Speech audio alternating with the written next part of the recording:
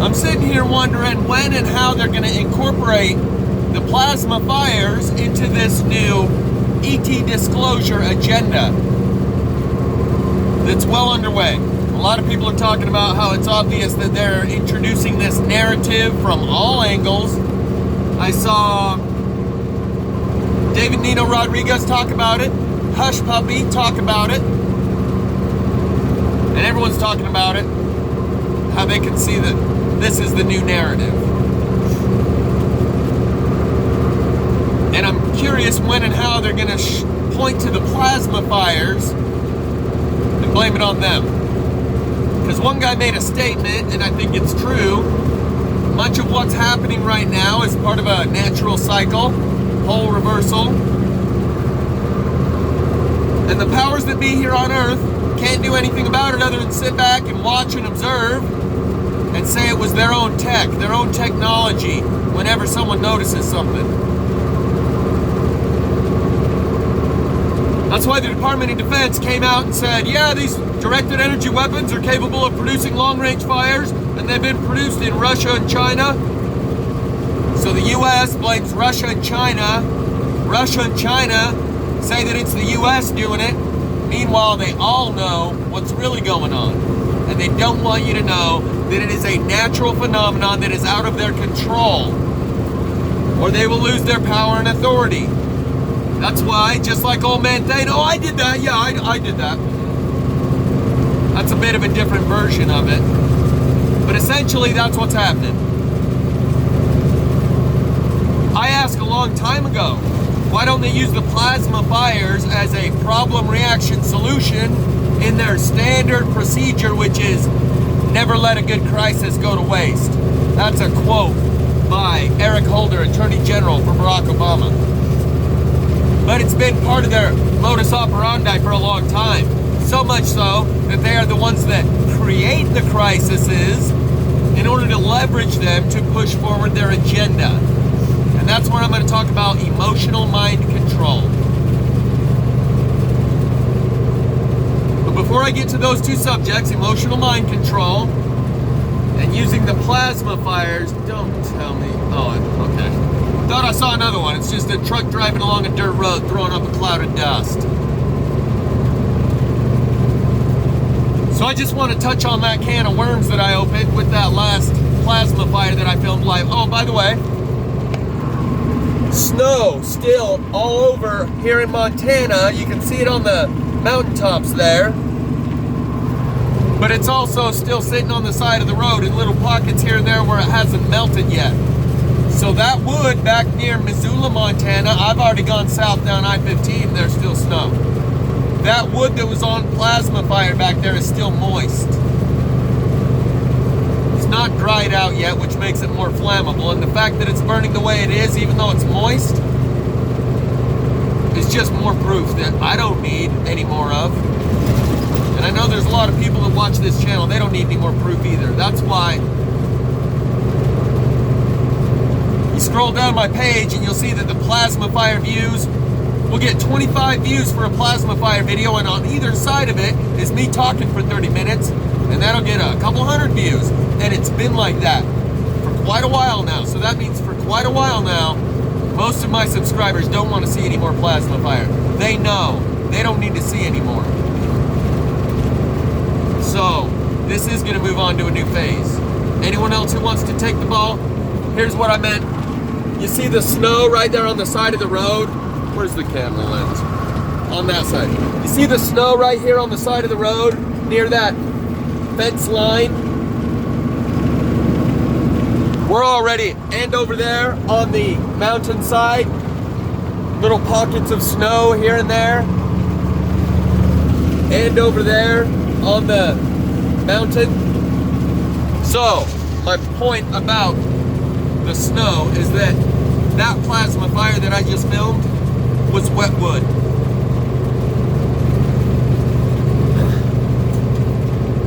So I'm going to talk about that can of worms that I opened up regarding Tiger Doug and Daniel, and how this is all one big orchestrated WWF match where behind the scenes we're all high-fiving each other. But in this arena, might be a little backbiting and henpecking and a little bit of petty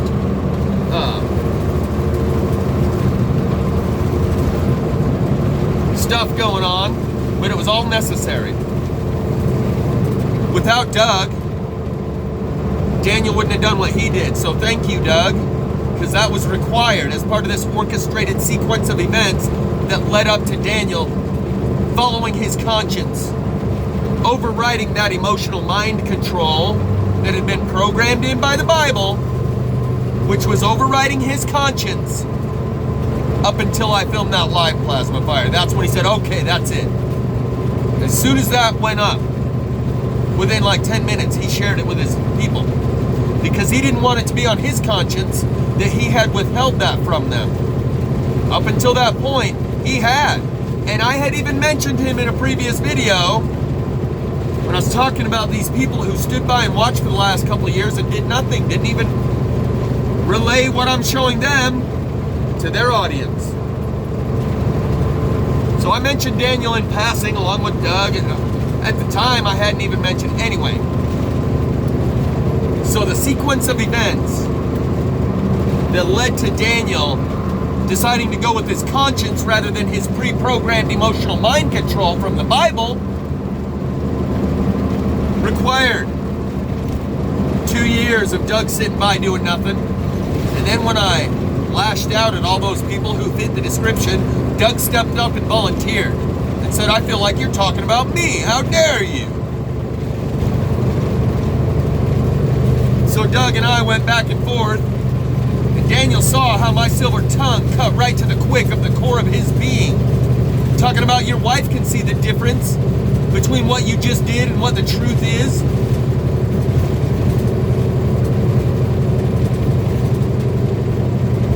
And only having saw that was part of the sequence of events that led to Daniel going with his conscience.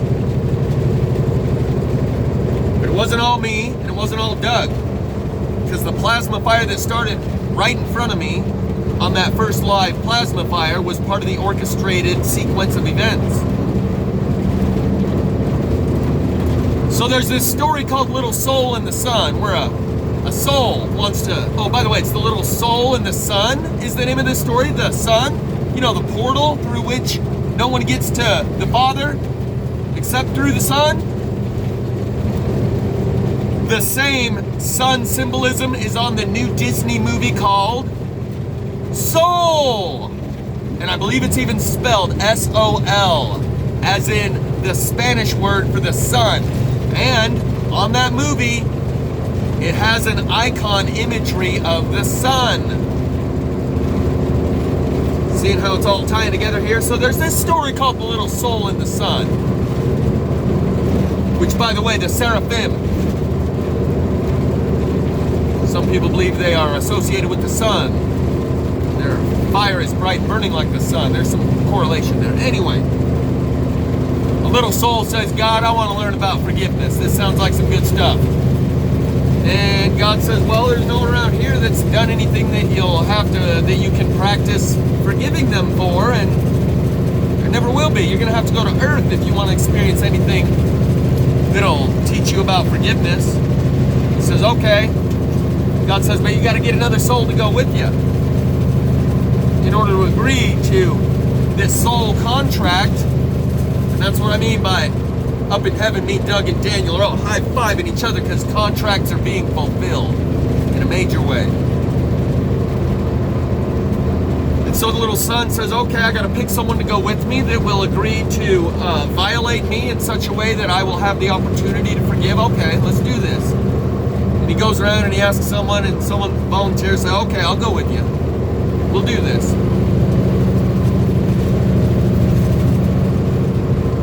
I'm just thinking of another song lyric, but I'll keep that for later. He says, let's do this, but don't forget who we are while we're down there. Okay?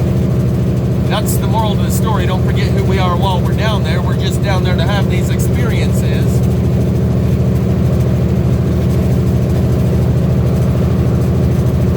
And in that way, me, Doug, and Daniel all came with soul contracts, and we're fulfilling them. So now I'm going to talk about the extraterrestrial disclosure that's happening right now, and how conflicted some people are, including David Nino Rodriguez, Hush Puppy, and Daniel. I've showed you before, I mentioned it before, that Hush Puppy, it's just a small channel, shows you basically the same clouds everyone else is showing you, but pretends like he's showing you things that no one else is showing you. And because he labels, oh, that's Tiamat, that's the tail, that's the whip, he's creating a freaking sculpture out of clay, as if he knows Tiamat so well he's gonna make a sculpture. Anyway, he says, don't believe in aliens, don't be that stupid. 6 months ago, when I saw this video, where apparently Hush Puppy doesn't believe in aliens, and if you do, you're stupid. But here on this channel, he says, we're all smart, we don't believe in that, we're not that foolish, right? 2 days ago, when he posts something regarding this ET disclosure that's underway, he goes to a narrative of what would they want with this place anyway. Neptune and Jupiter rain diamonds. What would they want with this place? What is there here? Wait a minute. Before you said they don't exist, now you're saying they have no reason to come here. That's two different lines of logic, and that shows how conflicted you are. And you need to reassess based on new information, not cling to your old ideas. But that's the adjustment process of accommodation. Because there's only two ways to adapt to an experience: assimilation or accommodation. And his worldview does not currently have a file within his filing cabinet for this new information. So he's accommodating, and he went from, that's just stupid to believe in aliens, we're not that stupid here, to, what would they want with this place anywhere? They're not here, they couldn't get it. A million other planets out there. That's his learning curve that he's going through right now. Said for quite a while, the only reason any of you know about Project Bluebeam is because they gave you that. They slipped that into your consciousness. That's one of those pissed on breadcrumbs that Matt talks about. So that when this happens, you won't believe your lying eyes. You'll think you're so smart. Oh, I'm smart. I'm not gonna get fooled. I know about Project Bluebeam. And the government's just faking all this. And that's exactly what David Nino Rodriguez said last night. Remember, it's all holograms and CGI. And then at the end of that same video, maybe even at the very next sentence, he says, I believe aliens have been with us and influencing humanity for time immemorial. Then why do you believe in Project Bluebeam? Why do you believe that now that they're here, they're not really here? Because you're so smart, you sniffed out and dug up and discovered Project Bluebeam. No, you didn't. They gave that to you so that at this time they could create confusion and doubt and hesitation. And like it says in the song, baby, I love your way. Don't hesitate, 'cause my love won't wait. And that's all they got to get you to do is hesitate and doubt and be uncertain of yourself. So there's David Nino Rodriguez and how conflicted he is. He does this show, Dark to Light, with Laura Eisenhower, where extraterrestrials are the topic du jour. But now that they're revealing it, oh, no, that's Project Bluebeam. That's not the real thing. It is understandable why holograms would be used on both sides.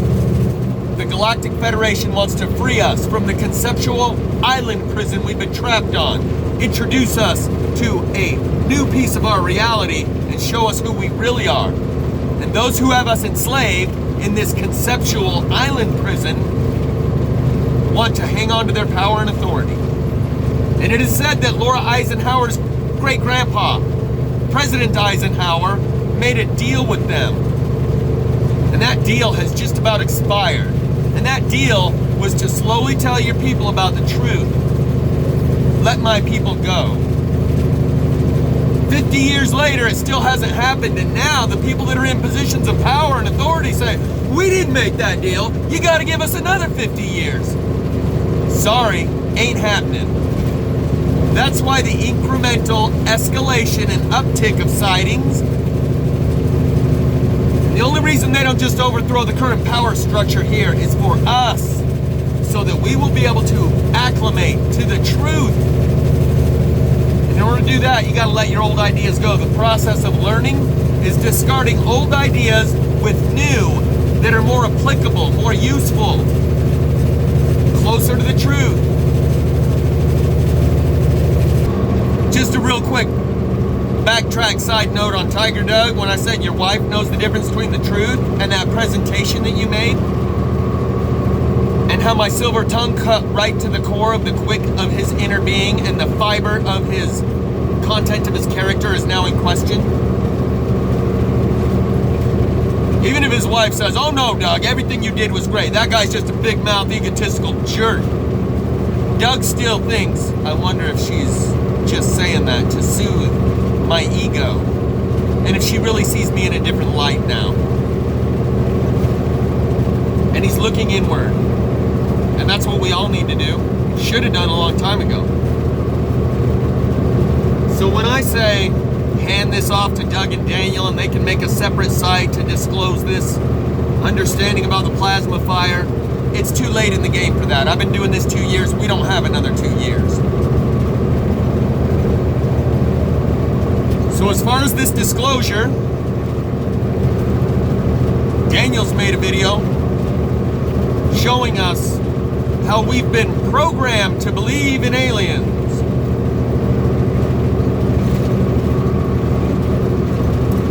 I think if we weren't programmed by the educational institutions and reinforcement of social engineering and social reinforcement, if you don't believe what everyone else does, you're an outcast. I think if it weren't for the programming of that spinning ball in the middle of nowhere, we would all just assume there's other life forms out there. Right? Why wouldn't you? Because you've been told so much. And that's what this whole process is about, discarding old ideas with new on such a massive scale that you're gonna have to forget everything you think you thought you knew, even the stuff that was, everyone knows we're on a spinning ball, only an idiot would believe we're on a flat earth. I don't know what we're on, and that's my strength, is the ability to say, I don't know.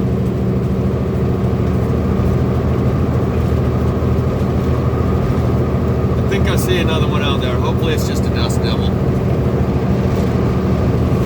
So Daniel's video was basically saying there is no such thing as aliens. We're in a closed system. You know, the dome, the firmament.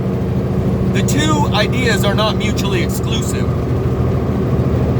You see, when Ancient Aliens came out, a lot of people had no problem overlapping the terms angel and alien and recognized, maybe what we call alien, the ancients called angels.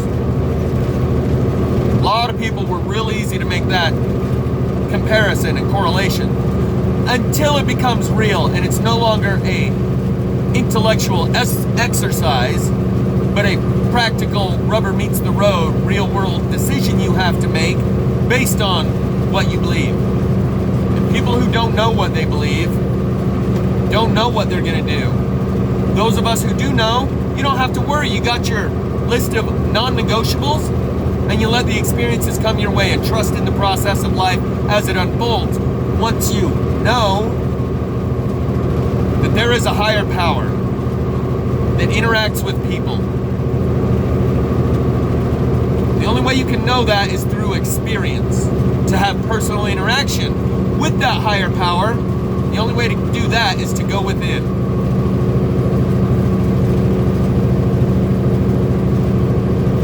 So I've told people that a heartfelt, tear-drenched prayer to Jesus Christ changed my life that very night. But I've also said, I don't think it's one of the tenets of people's beliefs is you must believe Jesus died on the cross for your sins. That's emotion-based mind control using guilt and shame. I don't know that to be true, but I definitely have a connection with Christ. So unless you believe what I have a connection with is something other than Christ, this has proven it is not necessary to believe He died on the cross for your sins. That is emotion-based mind control. And I'm going to show you how it applies to BLM and the feminist movement and Christianity in general. Emotion-based mind control. Emotional mind control. We've all heard of fear-based mind control or trauma-induced mind control. There's other forms of it too. Love bombing is a terminology that they use for grooming people as part of a mind control process. Love bombing.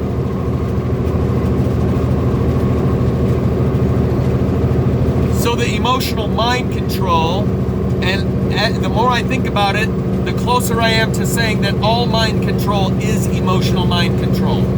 Because what motivates us is our feelings, and then your head comes up with the thoughts that correlate with those feelings and actions that you might be able to take that are in alignment with those thoughts that came from those feelings.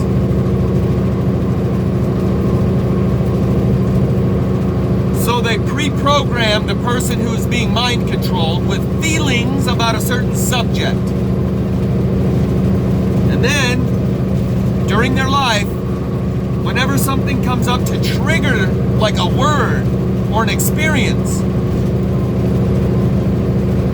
triggers that emotional mind control programming, those feelings kick in, and thoughts that coincide with those feelings then are produced up here, and the person takes action accordingly. Mind control, behavior modification, and mind control through emotional manipulation, pre-paving the path so that when you come in contact with this word or concept or experience, you automatically feel this way, think these thoughts, and take these actions. That's emotion-based mind control.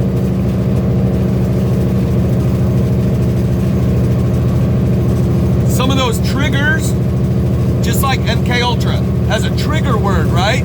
Just like in Born Identity with Matt Damon.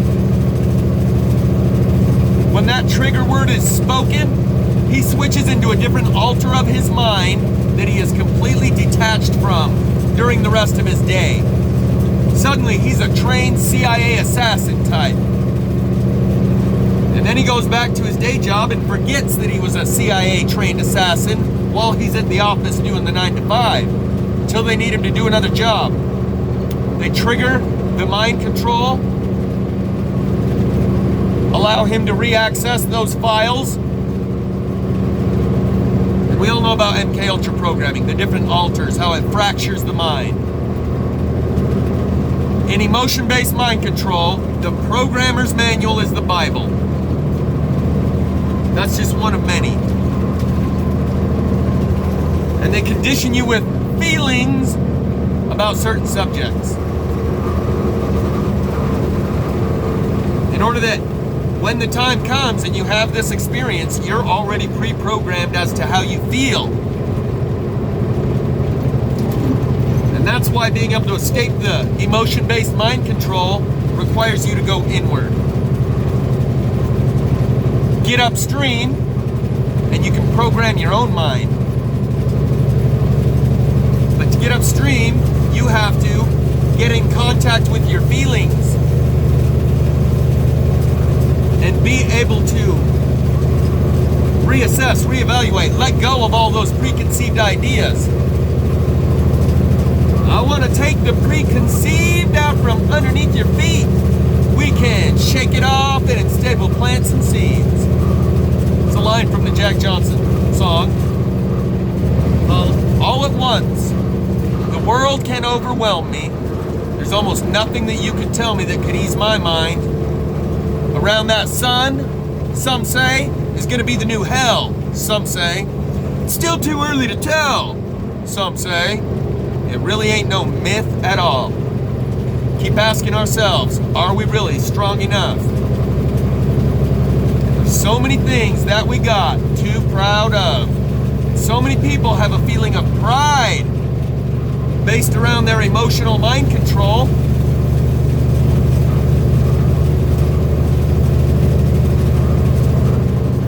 Just like the feminist movement was created by men, the white male patriarchy. As proven in one of my previous videos called Faux Feminism is a Mental Disorder.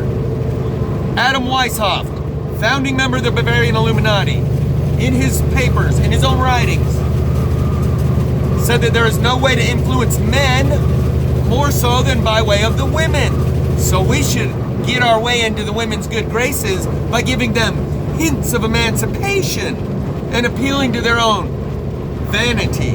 And then they will be working for us with great zeal and not even knowing that that's what they're doing. So the feminist movement was created by men. BLM was created by a bunch of white guys for the same reason, to lead them off the runway before they get airborne. Occupy Wall Street, created by banksters to turn that movement into a shithole in Zuccotti Park. Christianity, the religion based around Christ, is a mind control system. And the most anti-Christ thing you could ever imagine. And you need look no further than the Santa psyop that I've explained many a times. How they put an artificial Christ figure right next to the real Christ figure. Break your heart feelings. As a kid, when you find out you didn't get any of those presents because you were a good kid, and that guy you thought was giving you those presents because you're a good kid, he doesn't even exist.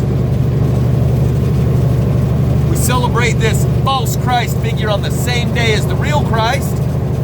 The kid invests all of their hopes and dreams every year. They're looking forward to it. And then one year they find out it was all fake.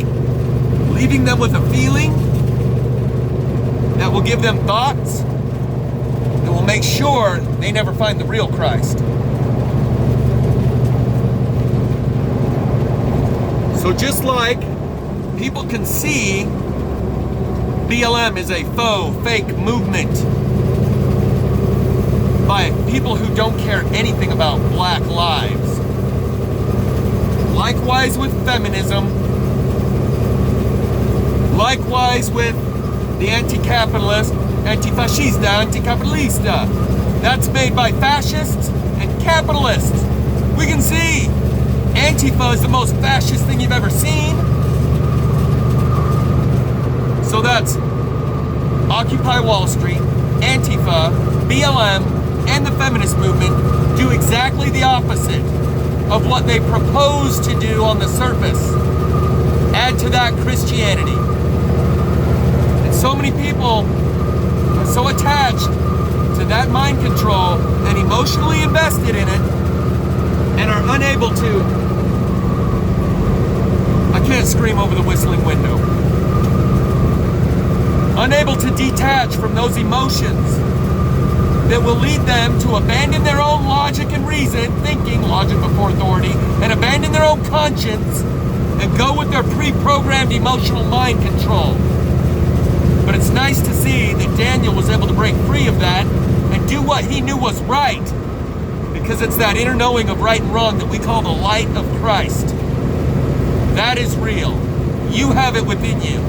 That religion was based to keep you from finding that truth. So many, as I said, those with the most scriptural knowledge or educational institutions are going to have the hardest time going through this because they have more to let go of. You have to lose your grip on reality in order to grasp what's really going down, because that reality that you need to lose your grip of was all based on lies, was all designed to move you in a certain direction, the exact opposite direction of what it says on the surface. They appeal to what you would like and then take you in the exact opposite direction. And Christians are going to have the hardest time coming to the acceptance that they got had. COVID proves it's easier to fool someone than to convince them that they've been fooled. A year later, here we are. So many people that never bought into it.